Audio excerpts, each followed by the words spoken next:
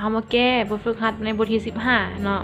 บทที่15การแตกตัวของอาซิดและบาเซอร์เนาะซึ่งมันจะมีบทฝึกหัดอยู่ในนี้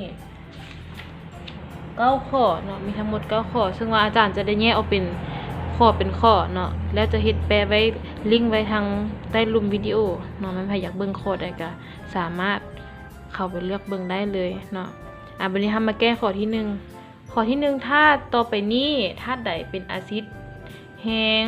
และธาตุใดเป็นอาซิดอ่อนเนาะอยู่ในนี้เขาให้มาแม่น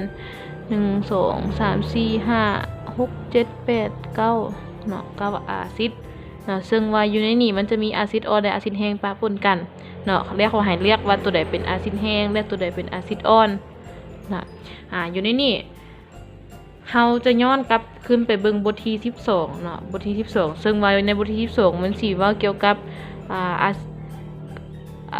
ธาตุวิเคราะห์ไฟฟ้าแห้งและธาตุวิเคราะห์ไฟฟ้าอ่อนเนาะซึ่งว่ามันสิมีส่วนพัวพันกับอาซิดแห้งและอาซิดอ่อนเนาะอยู่ในนี้เนาะอยู่ในบทเรียนที่12เขาว่าธาตุอาซิดแห้งเนาะมีทั้งหมดอยู่6ธาตุเนาะชื่อว่าอาซิดแห้งมีทั้งหมดอยู่6ธาตุคืออาซิดคลอฮิดริกอาซิดฮิโปคลอริกอาซิดอิโอฮิดริกอาซิดโบรโมฮิดริกอาซิดนิตริกอาซิดซัลฟูริกเนาะอาซิดแห้งเนาะจะมีทั้งหมดอยู่6ธาตุเนาะนอกจากนี้แม่นอาซิดอ่อนชื่อให้ได้เนาะมี6ธาตุ6อาซิดนี้วันนี้เฮามาเปรียบเทียบเนาะเอา6อาซิดนี้มาเปรียบเทียบกับสิ่งที่เขาให้มาเนาะว่ามันมีอาซิดแห้งตัวใดแน่นอนเนาะอยู่ในนี้มันมีอยู่1เนาะอาซิดคลอริดริกแม่นบ่เนาะอาซิดคลอริดริกอาซิดฮิโปคลอริกและอาซิดอิโอฮิดริกเนาะนี่เป็นอาซิดแห้งแสดงว่าอยู่ในนี้เนาะอาซิดแห้งมีทั้งหมดอยู่3ธาตุนี่นะอาซิดคลอริดริกอาซิดฮิโปคลอริกอาซิดอิโอฮิดริกเนาะกายนั้นเนาะแม่นอาซิดอ่อนบัดนี้เฮาเบิ่งคำตอบเบิ่งคำตอบเนาะอาซิดแห้งเนาะมีอยู่3ธาตุอาซิดคลอริดริกอาซิดฮิโปคลอริกอาซิดอิโอฮิดริกเนาะอาซิดอ่อนเนาะก็จะมีนี่1 2 3 4 5 6เนาะมี6ธาตุเนาะอันนี้เป็นคำตอบของข้อที่1ข้อที่2อาซิดอิกเป็นอาซิดแห้งมีปริมาณ1โมลละลายอยู่5เดซิเมตรก้อนจะมีความเข้มข้นของอิโอนฮิโดนีออมเท่าใดเนาะซึ่งว่าอยู่ในนี้เขามี4ช้อยให้เลือกเนาะข้อที่1 0.1 โมลข้อ 0.01 โมลข้อ 0.02 โมลข้องอ 0.2 โมลเนาะซึ่งมาอยู่ในนี้เนาะก่อนเขาจะมาตอบช้อยได้ฉะนั้นเขาจะต้องไปแก้ก่อนเนาะแล้วคำตอบออกคือข้อใดเขาจึงมาหมายเอาเนาะว่าข้อนั้นถูกต้องวันนี้เราไปเบิ่งวิธีแก้กันเลยสิ่งทำอิฐเนาะให้เขาเขียนสิ่งที่เขาฮู้ออกมาเนาะอยู่ในนี้เขาจะว่าอาซิดอิกเป็นอาซิดแห้งปริมาณ1โมลแสดงว่า N เนาะ N หมายถึงจำนวนโมลเท่ากับ1โมลเนาะละลายอยู่5เดซิเมตรก้อนเนาะ B ก็ต้องทำมาละลายอยู่5เดซิเมตรก้อนเดซิเมตรก้อนเป็นหัวหน้าของปริมาตรเนาะฉะนั้นปริมาตร B จึงเท่ากับ5เดซิเมตรก้อนได้เฮามาเปลี่ยนเดซิเมตรก้อนนี่เป็นเซนติเมตรก้อนเนาะจึงเท่ากับ5เดซิเมตรก้อนเท่ากับ 5,000 เซนติเมตรก้อนเนาะแล้วเขาจะถามว่าจะมีความเข้มข้นของอิโอนฮิโดนีออมเท่าใดเนาะแสดงว่าเขาถามหาความเข้มข้นของอิโอนฮิโดนีออมหมายถึง H3O บวกเนาะอิโอนฮิโดนีออมนี่นะความเข้มข้นของอิโอนฮิโดนีออมนี่เท่าใดฉะนั้นเราสามารถใช้สูตร N เท่า CB ส่วนให้พันได้เนาะและถอนเอา C เนาะ C ก็เท่ากับ N คูณให้พันส่วนให้ B แทนค่าใส่เนาะอันนี้ก็จึงเป็น N แม่น1คูณให้พันส่วนให้ V แม่น 5,000 เนาะเท่ากับ 0.2 โมลต่อเซนติเมตรก้อนเนาะวันนี้เราได้ความเข้มข้นแล้วเนาะความเข้มข้นวันนี้เราต้องไปซอกหาความเข้มข้นของอิโอนฮิโดนีออมซึ่งว่าเราจะต้องเฮ็ดจังได๋เขียนสมผลมันออกมาก่อนเนาะ สมผลเขียนสมผลออกมาซึ่งว่าสมผลอยู่ในนี่เนาะอาซิดอีกเนาะอาซิดอีกบวกให้น้ำเนาะ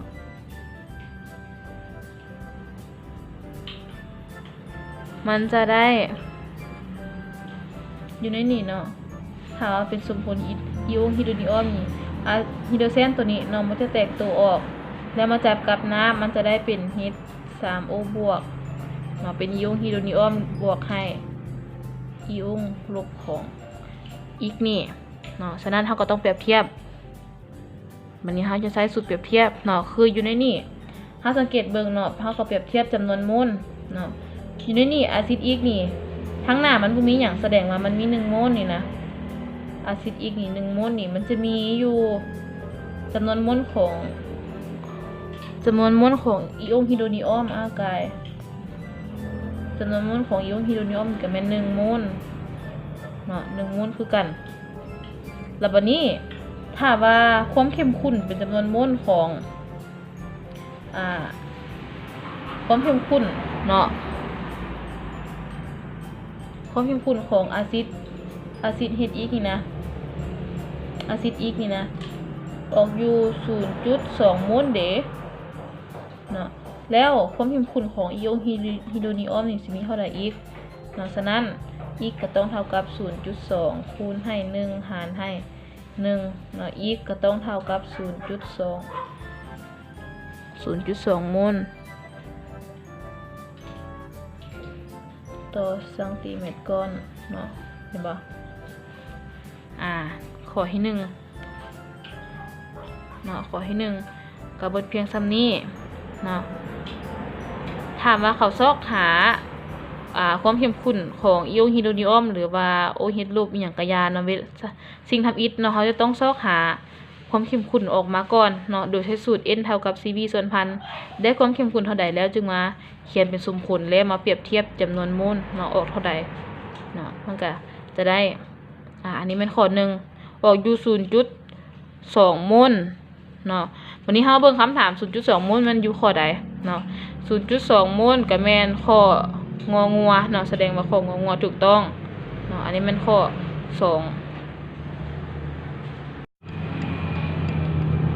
บัดนี้เฮามาแก้ข้อที่3กันต่อเนาะข้อที่3คำถามมีอยู่ว่าธาตุละลายอาซิดนิตริกเนาะ HNO3 ธาตุละลายอาซิดนิตริกมีความเข้มข้น 0.5 โมลต่อเดซิเมตรในปริมาตร100 เซนติเมตรจะมีอิโอนฮิโดรนิออมจักโมลและถ้าเติมน้ำลงไปให้ปริมาตรเป็น500 เซนติเมตรจะมีความเข้มข้นของอิโอนฮิโดรนิออมเท่าใดอยู่ในบทเลขตัวนี้เนาะพวกน้องต้องสังเกตเบิ่งเนาะคำถามนี้มันจะมีอยู่2ขั้นตอนเนาะจะมีอยู่2ว่าคืออันที่1ก็แม่นธาตุละลายอาซิดนิตริกนี่มีความเข้มข้น 0.5 โมลปริมาตร100เนาะจะมีอิโอนฮิโดรนิออมจักโมลตัวนี้แม่นวรรคที่1ค่ะต้องแก้ตัวนี้ก่อนเนาะหลังจากแก้ได้แล้วค่ะจึงมาแก้ตัวที่2คือถ้าเติมน้ำลงไปในปริมาตร500ดิจะมีความเข้มข้นของอิโอนฮิโดรนิออมนี่มันสิมีเท่าใดวันนี้เรามาแก้กันเลยเนาะพี่ท่านก็เขียนสิ่งที่เราฮู้ออกมาเราฮู้อย่างเดียวนี่อาซิดนิตริกมีความเข้มข้นสัญลักษณ์ด้วยตัว C เนาะอยู่ 0.5 แม่นบ่โมลต่อเดซิเมตรเนาะโมลต่อเดซิเมตรในปริมาตรแม่น V เนาะเท่ากับ100เนาะเซนติเมตรก้อนจะมีอิโอนฮิโดรนิออมจักโมลเนาะแสดงว่าเขาถามหาจำนวนโมลของอิโอนฮิโดรนิออมใน H3O บวกจะมีเท่าใดเนาะวันนี้เขาก็มาซอกหาจำนวนโมลเลยเนาะซอกหา N ของอิโอนฮิโดรนิออมมีเท่าใดซอกหา N ก่อนเนาะวันนี้สูตร N ก็เท่ากับ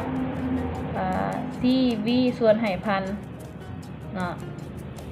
แทนเฉลยเนาะ C แมน100เนาะ ซีเมนต์ 0.5 เนาะซีเมนต์ 0.5 คูณให้ V เมน100ส่วนให้พันเนาะคูณละหารเบิ่งเนาะย้อยนี่เนาะมันออกอยู่ 0.05 โมลเนาะแต่ตัวนี้มันยังเป็นจำนวนโมลรวมอยู่บัดนี้เฮามาซอกหาจำนวนโมลของอิโอฮิโดนิออมเนาะโดยใช้การเปรียบเทียบเนาะซอกหาจำนวนโมลของอิโอฮิโดนิออมนี่เท่าใดเนาะเขาเขียนสมผลออกมาเนาะสมผลมันอะซิดนิตริกเนาะ H3O บวกเนาะปะยากับน้ำเนาะมันจะได้อยู่ในนี้มันจะได้ฮีโดรเจนตัวนี้มาจับกับนี่กลายเป็น H3O บวกเหลือยังเหลืออีโอมของ NO3 ลบนี่เนาะอันนี้ถ้ามาเปรียบเทียบเบิ่งเนาะอยู่ในนี่ทั้งหน้านี่มันมีอย่างบ่นี่มันบ่มีอีหยังแสดงว่าจำนวนโมลมันเท่า1โมลเนาะจำนวนโมลของอะซิดนิตริกนี่นะมีอยู่1โมลเนาะจะมีอยู่จำนวนโมลของอิโอฮิโดนิออมก็เท่ากับ1โมลแบบนี้จำนวนโมลที่เฮาไล่ออกมามันอยู่ 0.05 โมลเด้เนาะ 0.05 โมลเด้มันจะมีจำนวนโมลของอิโอฮิโดนิออมเท่าใดอีกเนาะเขาแปลออกมาเลยอีกก็เท่ากับ 0.05 คูณ1หาร1ก็เท่ากับ 0.05 โมลเนาะคำตอบที่ถูกต้องก็คือ 0.05 โมลบัดนี้เรารู้แล้วเนาะว่าอิโอจำนวนโมลของอิโอฮิโดนิออมนี่นะแม่นเท่ากับ 0.05 เนาะบัดนี้เราก็ต้องไปซอกวรรคที่2เนาะค่ะว่าถ้าเติมน้ำลงไปเดปริมาตรถ้าเติมน้ำลงไปปริมาตร500จะมีความเข้มข้นของอิโอฮิโดนิออมเท่าใดเนาะแสดงว่าเราซอกหา C ของอิโอฮิโดนิออมนี่มีเท่าใดแม่นบ่เนาะ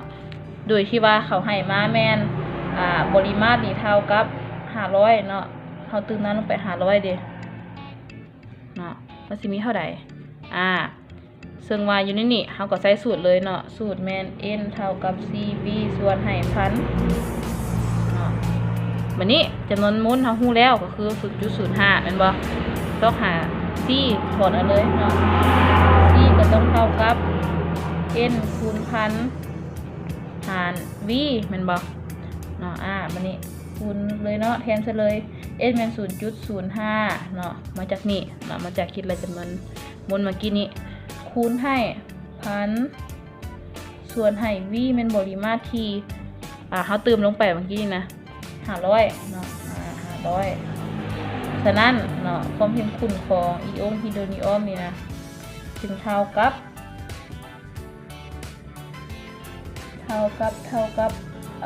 คูณเบิ่งเนาะตกอยู่ 0.1 เนาะ 0.1 โมลต่อเดซิเมตรก้อนอันนี้เป็นคำตอบที่ถูกต้องเนาะเพราะเราไปคูณเบิ่งตืมเนาะออกอยู่ 0.1 โมลต่อเดซิเมตรก้อนบัดนี้คำตอบออก 0.1 โมลแล้วมาเบิ่งเนาะอยู่ในนี่ข้อ3 0.1 ทำอิฐเนาะอยู่ในนี่มันบอกว่า 0.05 แล้วก็ 0.01 เนาะซึ่งว่าอยู่ในคำถามของเขานี่เนาะอยู่ในซอยหั่นนะคำตอบที่ถูกต้องเป็นข้อเนาะซึ่งว่าอยู่ในนี่0ตัวนี้มันบ่มีเนาะมันเป็น 0.1 ละล่าเนาะบน 0.01 เด้อเนาะเอา 0.1 ละล่าแบบนี้เฮามาแก้ข้อที่4กันต่อเลยเนาะข้อที่4ในบทที่15ข้อที่4คำถามมีอยู่ว่าธาตุละลายมีปริมาตร500ซมก้อนมีนาตรีไฮดรอกไซด์ละลายอยู่1โมลยกเสาหาความเข้มข้นของอิโอไฮดรอกไซด์จะเป็นเท่าไหร่ทำอิฐเนาะเขียนสิ่งที่หูออกมาคือปริมาตรเนาะถ้าละลายมีปริมาตรสัญลักษณ์ด้วย v เนาะเท่ากับ500ซมก้อนมีนาตรีไฮดรอกไซด์ละลายอยู่1โมลเนาะอยู่ในนี่ เขาให้มาแม่นจำนวนมูล n เท่ากับเท่าใด1เนาะ1มูลแม่นบ่จงซอกหาความเข้มข้นของฮีโดรอกซิดแสดงว่าซอกหา C ของฮีโดรอกซิดโอ้ยโลกนี่เนาะมีเท่าใดเนาะซอกหามีเท่าใดนี่ทำมาแทนใส่สูตรเนาะสูตรแมน n เท่า cv ส่วนพันซึ่งว่าอยู่ในนี้เขาซอกหา c แม่นบ่ซอกหาความเข้มข้นฉะนั้นถอนเอา c ถอนเอา c เท่าใดเนาะ c เท่ากับนี่ง่ายขึ้นมาเป็นคูณเท่ากับ n คูณให้พันส่วนให้ b เนาะแทนค่าใส่ n เท่า1มันบ่1เนาะ1โมลคูณให้พันส่วนให้ v ปริมาตรเป็น500โอเคบัดนี้พันหาร500ออกอยู่2เนาะออกอยู่2โมลต่อเดซิเมตรต่อเซนติเมตรเนาะต่อเซนติเมตรเพราะว่าหัวน้อยถ้าเป็นเซนตินี่เนาะแสดงว่าเราได้ความเข้มข้นแล้วเนาะวันนี้เรามาซอกหาความเข้มข้นของอิโอนฮีโดรอกซิดเนาะซอกความเข้มข้นของอิโอนฮีโดรอกซิดเนาะมีเท่าใดซึ่งว่าอยู่ในนี้เขาจะต้องเขียนเป็นสมผลก็คือเขียนเป็นสมผลออกมานี่แมนนาตรีฮีโดรอกซิดเนาะเมื่อเข้านาตรีฮีโดรอกซิดนี่ไปละลายในน้ำเนาะไปละลายในน้ำแล้วมันจะแตกตัวออกได้นาตรีบวกกับโคเฮดลบหรือว่าอิโอนฮีโดรอกซิดเนาะวันนี้เราก็มาเปรียบเทียบเบิ่งอยู่ข้างหน้านี่มันบ่มีอีหยังแสดงว่าจำนวนโมลเป็นเท่า1โมลเนาะอิโอนของฮีโดรอกซิดก็เท่ากับ1โมลคือกันวันนี้เมื่อที่ว่านาตรีฮีโดรอกซิดนี่มีจำนวนโมลอยู่2โมลเด้เนาะจำนวนโมลของอะซิดของฮีโดรอกซิดนี่สิมีเท่าใดอีกเนาะเฮาก็เขียนซะเลยอีกก็ต้องเท่ากับ2คูณให้1ส่วนให้1แม่นบ่ฉะนั้นอีกเท่ากับ2โมลคำตอบออกเป็น2โมลเบิ่งอีกทีนึงเนาะออกเป็น2โมลโอเคบัดนี้มาเบิ่งคำตอบเนาะมันมีช้อยให้เลือกอยู่นี่4ข้อนี่นะเนาะคำตอบออกอยู่2โมลแสดงว่าต้องแม่นข้อใดออก2โมลข้อที่ออก2โมลก็แม่นข้อควายเนาะแสดงว่าข้อควายถูกต้องเนาะอันนี้แม่นข้อ C